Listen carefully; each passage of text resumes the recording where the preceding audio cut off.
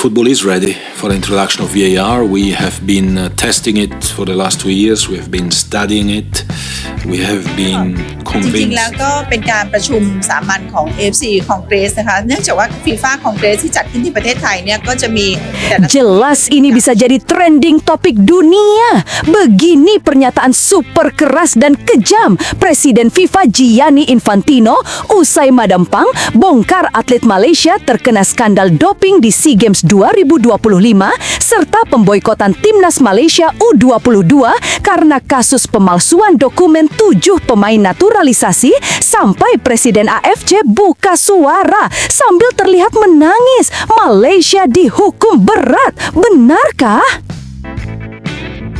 Yes, Alhamdulillah, ini jelas kabar bahagia. Ketum PSSI Erick Thohir sudah terima hasil wawancara calon pelatih timnas senior Indonesia. Apakah jadi duetkan Giovanni Van Bronckhorst dan Shin Tae-yong untuk membesut timnas senior dan timnas U23 demi lolos Piala Dunia 2030 dan lolos Olimpiade 2028 kah? Simak detail lengkapnya di sini. Hahaha, akhirnya sadar dan waras juga. Begini pernyataan jujur pelatih Vietnam Kim Sang-sik usai timnas Indonesia kedatangan pemain top kelas Eropa sampai bawa-bawa Thailand segala. Wah, apa yang sebenarnya terjadi? Yuk simak video ini sampai selesai ya guys. Sebelum dimulai pembahasan, mohon bantuannya untuk subscribe channel ini agar tidak ketinggalan info Timnas Indonesia. Dilansir dari situs web Fiksi Garuda, tepat hari ini, dunia olahraga Asia Tenggara diguncang oleh pernyataan keras Ketua Panitia SEA Games 2025 Thailand, Madampang, yang menegaskan bahwa pihak Thailand akan mengambil tindakan tegas terhadap kontingen Malaysia setelah beberapa atlet negara tersebut terbukti terlibat dalam skandal doping. Sebagai respons terhadap skandal doping yang kini mencuat, Presiden FIFA Gianni Infantino dan Presiden AFC Sheikh Salman bin Ibrahim Al Khalifah mengeluarkan pernyataan mengejutkan atas insiden yang mencoreng dunia olahraga Asia Tenggara. Dalam wawancara malam tadi di markas FIFA di Zurich, Swiss, Infantino menegaskan bahwa FIFA tidak akan mentolerir tindakan yang merusak integritas ajang internasional, terutama terkait dengan doping dan pemalsuan dokumen.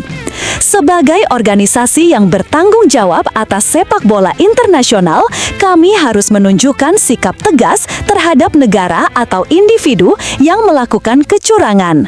Skandal doping yang kini menghantui Malaysia, ditambah dengan skandal pemalsuan dokumen yang telah mengarah pada sanksi dari FIFA, semakin memperburuk situasi ini, ujar Infantino dalam pernyataannya.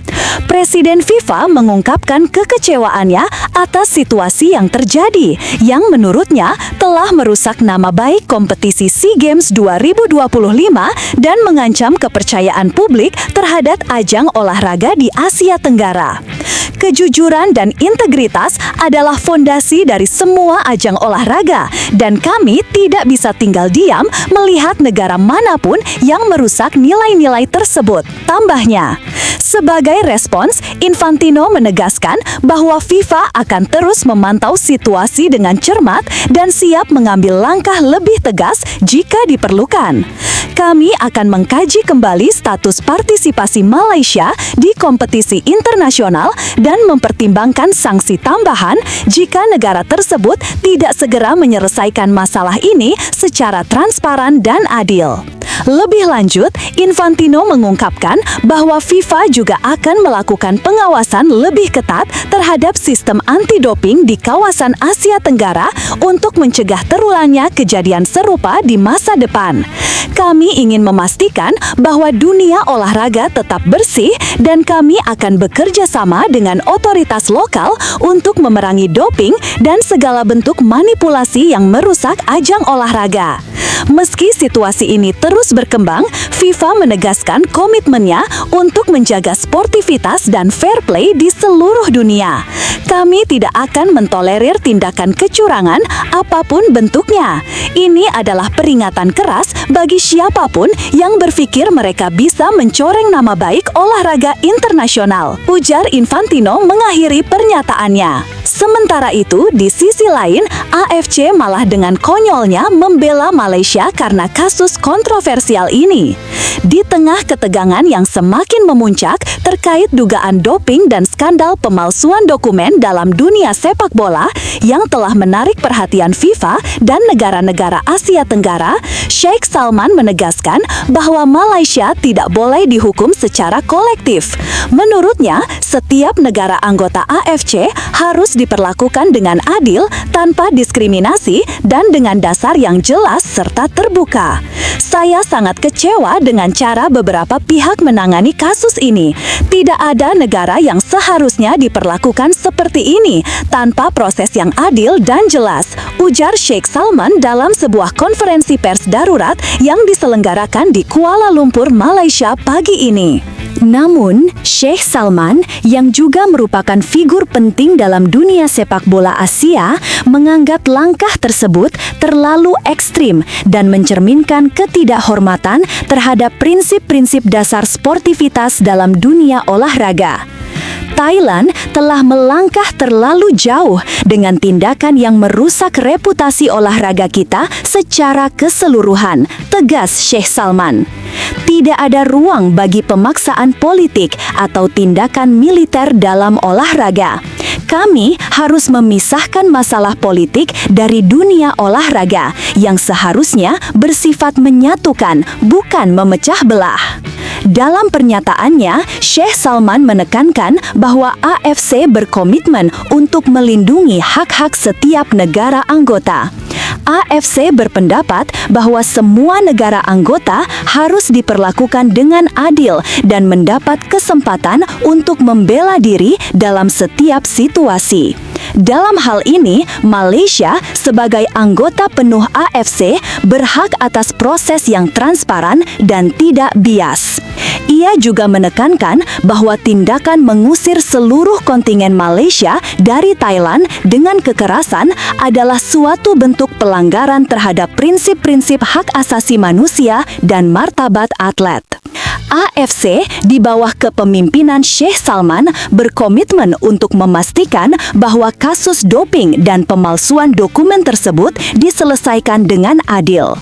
Sheikh Salman menegaskan bahwa AFC akan mengirimkan tim independen untuk melakukan penyelidikan yang objektif dan tidak dipengaruhi oleh faktor eksternal atau tekanan politik. Kami akan memastikan bahwa penyelidikan ini dilakukan secara profesional, transparan, dan adil. Kami juga akan melibatkan Badan Anti-Doping Internasional untuk memastikan bahwa setiap langkah yang diambil untuk menangani kasus doping ini sesuai dengan peraturan yang berlaku. Sheikh Salman tidak hanya mengkritik tindakan Thailand, tetapi juga menegur FIFA yang dengan cepat menjatuhkan sanksi terhadap Malaysia tanpa memberikan kesempatan bagi negara tersebut untuk memberikan klarifikasi. FIFA telah mengeluarkan keputusan untuk menangguhkan status beberapa pemain Malaysia yang terlibat dalam kasus pemalsuan dokumen. Saya mengerti bahwa FIFA harus menjaga integritas kompetisi internasional, tetapi kita juga harus memastikan bahwa setiap keputusan yang diambil berdasarkan penyelidikan yang adil. Jangan terburu-buru menjatuhkan hukuman kepada suatu negara tanpa memberikan ruang bagi mereka untuk mempertahankan diri. Menurutnya, FIFA harusnya mendengarkan dengan lebih seksama semua pihak yang terlibat dan memberikan kesempatan bagi Malaysia untuk menjelaskan situasi yang sebenarnya. Setiap keputusan harus berdasarkan bukti yang kuat dan valid, bukan hanya berdasarkan dugaan atau spekulasi. Kami di ASC berkomitmen untuk memastikan bahwa proses ini berjalan dengan adil, tambahnya. Syekh Salman lebih lanjut menekankan bahwa kasus doping dan pemalsuan dokumen seharusnya dilihat sebagai masalah yang terpisah. Doping adalah pelanggaran yang harus ditindak tegas. Namun, menghukum seluruh kontingen Malaysia hanya karena perbuatan beberapa individu adalah langkah yang tidak adil. Setiap atlet yang terbukti bersalah harus dihukum sesuai dengan aturan, tetapi negara tidak boleh dihukum secara kolektif. Syekh Salman menyatakan bahwa AFC akan menggunakan segala cara yang dimilikinya untuk memastikan bahwa Malaysia tidak menjadi korban dari tindakan yang tidak proporsional. Kami akan terus memantau perkembangan kasus ini dan jika perlu, kami akan mengambil langkah-langkah lebih lanjut untuk memastikan bahwa Malaysia diperlakukan dengan adil. Kami juga akan membuka dialog dengan FIFA dan negara-negara Asia Tenggara lainnya untuk mencari solusi terbaik bagi semua pihak. AFC berencana untuk mengadakan pertemuan dengan para pejabat sepak bola internasional dan badan anti-doping untuk mencari penyelesaian yang lebih baik. Syekh Salman menambahkan bahwa pihaknya akan memastikan bahwa tindakan tegas terhadap doping tidak akan merusak integritas ajang olahraga regional, terutama SEA Games. Kami ingin agar kasus ini diselesaikan dengan cara yang sesuai dengan prinsip fair play yang menjadi dasar semua ajang olahraga internasional. Dalam pernyataannya, Syekh Salman juga menyentuh soal boikot yang dilakukan oleh 10 negara Asia Tenggara terhadap Malaysia. Negara-negara tersebut merasa dirugikan akibat dugaan doping dan skandal pemalsuan dokumen yang melibatkan Malaysia dan mereka menyatakan bahwa mereka tidak akan berpartisipasi dalam SEA Games 2025 jika Malaysia tetap diizinkan untuk mengikuti ajang tersebut. Syekh Salman dengan tegas meminta agar negara-negara tersebut berpikir lebih bijak dan tidak terbawa emosi. Boikot bukanlah solusi. SEA Games seharusnya menjadi ajang untuk mempererat hubungan antar negara di Asia Tenggara. Saya meminta semua pihak untuk tidak mengambil keputusan yang bisa merusak semangat persatuan dan sportivitas. Kita harus berdialog dan mencari jalan keluar yang terbaik untuk semua pihak, tambahnya. Syekh Salman juga mengingatkan bahwa olahraga pada akhirnya adalah tentang persatuan, kerjasama, dan semangat kompetisi yang sehat. Kami di AFC berkomitmen untuk menjaga integritas olahraga dan hubungan persaudaraan antar negara di Asia.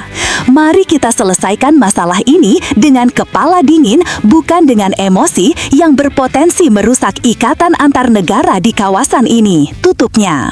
Tapi tunggu, benarkah kabar tersebut? Simak hasil penelusuran admin di akhir video ini ya guys. Timnas Indonesia. Pelatih Timnas Filipina U22, Gerald McPherson, tampil penuh percaya diri usai timnya menundukkan Myanmar 2-0 pada laga perdana Grup C SEA Games. Meski satu grup dengan juara bertahan Indonesia, McPherson memastikan timnya tidak gentar dan siap menghadirkan kejutan besar. Filipina langsung menguasai pertandingan sejak kick-off. Permainan agresif dan terorganisir membuat Myanmar kesulitan keluar dari tekanan. Kapten Reyes menjadi pengatur tempo dari lini tengah sekaligus motor serangan The Ascals muda. Kebuntuan pecah pada menit ke-19 lewat kerjasama apik. Aksi The Mound di sisi kiri diakhiri umpan matang kepada Moniz yang menuntaskan peluang menjadi gol pembuka. Memasuki babak kedua, dominasi Filipina tidak mereda. Meski Reyes ditarik keluar lebih cepat, alur permainan tetap terkendali.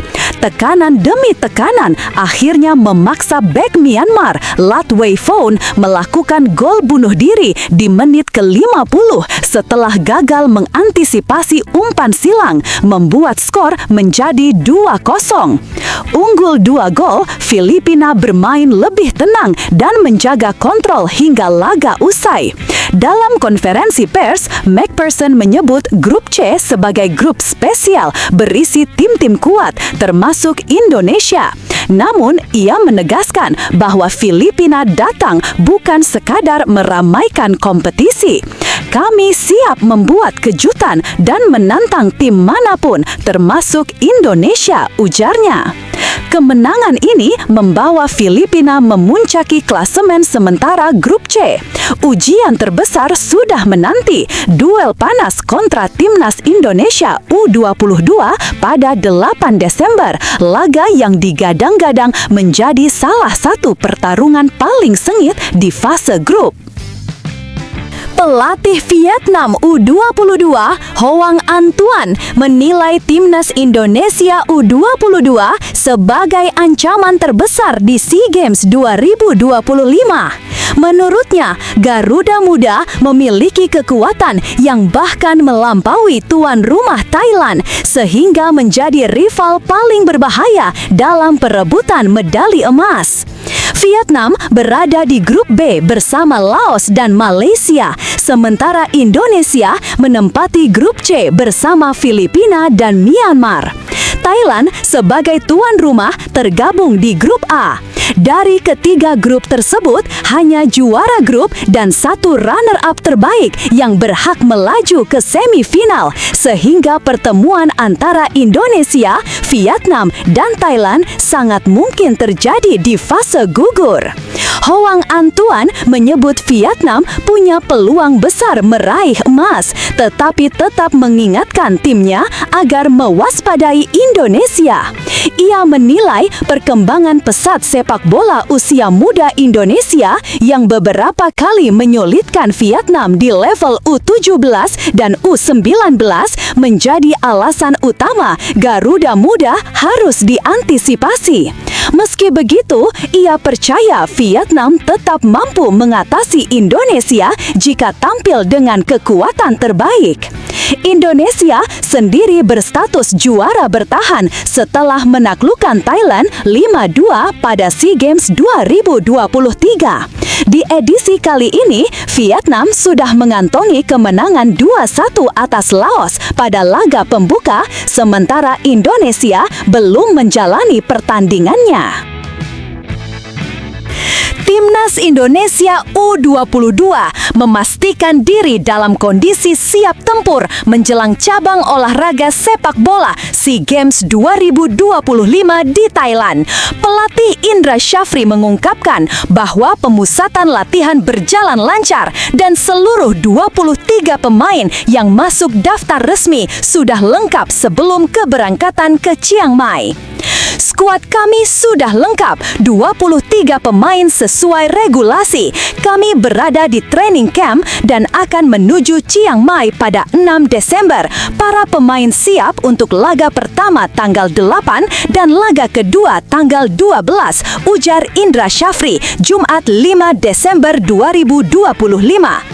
Indonesia akan bersaing di Grup C bersama Filipina dan Myanmar. Pertandingan pertama Indonesia akan digelar 8 Desember melawan Filipina di 700 Anniversary Stadium, disusul duel kontra Myanmar pada 12 Desember. Meski persiapan relatif mulus, Indra memastikan satu perubahan pemain. Marcelino Ferdinand batal bergabung karena cedera. Setelah berdiskusi dengan klubnya, AS Trencin, tim memutuskan fokus pada pemulihan sang gelandang muda. Sebagai pengganti, Indra memanggil Rifki Rai dari Persik Kediri yang sudah mulai berlatih bersama tim. Dengan skuad yang kembali lengkap dan waktu persiapan lebih ideal, Timnas Indonesia U22 diharapkan mampu tampil meyakinkan dan membawa pulang hasil maksimal dari SEA Games 2025. Proses pemilihan pelatih baru Timnas Indonesia memasuki fase penentuan.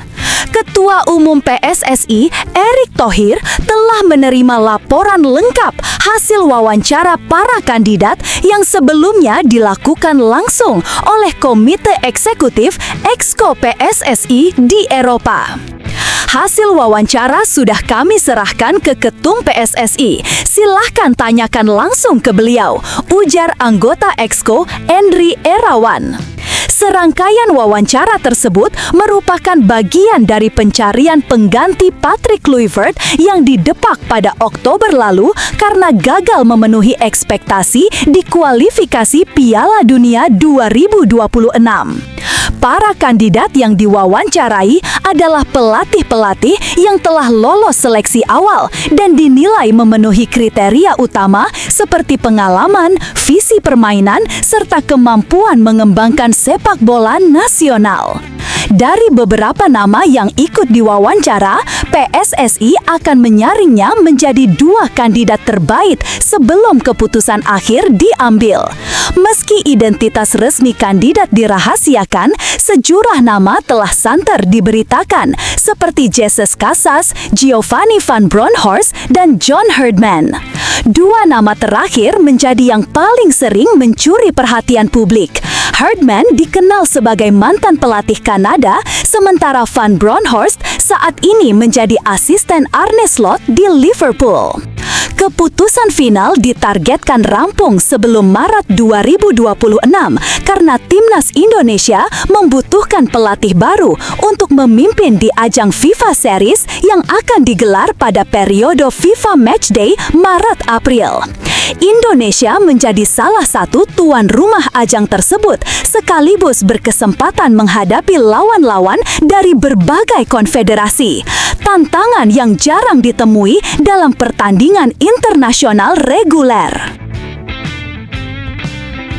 Bintang Timnas Indonesia U17 Fadly Alberto Hengga mengungkap pandangannya tentang pelatihnya Nova Arianto. Baginya, Nova bukan sekadar pelatih yang disiplin, tetapi juga sosok ayah yang selalu membimbing para pemain muda.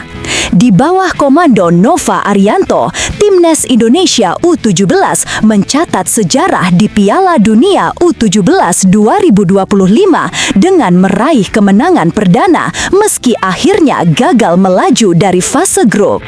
Alberto merasa peran Nova sangat besar dalam perkembangan dirinya dan rekan-rekannya.